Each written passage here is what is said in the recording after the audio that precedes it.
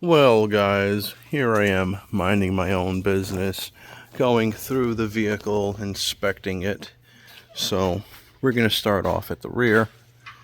We have a 2012-ish Sequoia here, or Land Cruiser, I'm not really sure. It's one or the other.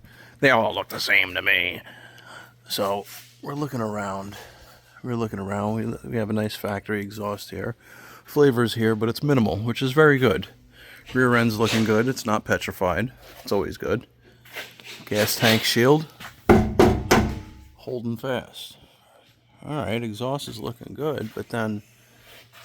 Wait a minute. This don't look right. Oh, look at that. We have freaking long tube headers with no cats installed. And I had no idea. I road tested this vehicle, didn't experience anything. And at the same time, we're not really driving it like hard. We're just driving it to hear any knocks, any rattles. But I take it up top and I freaking find some long tube headers in the family wagon. Alright, let's go. I'm impressed. I also see we have new transmission lines, which is very good.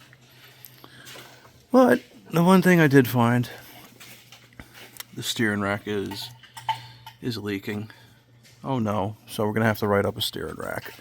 But yeah, I wasn't expecting to see that. Very good. And if you guys don't know what to do yet, please like, subscribe, hit that bell notification for further content.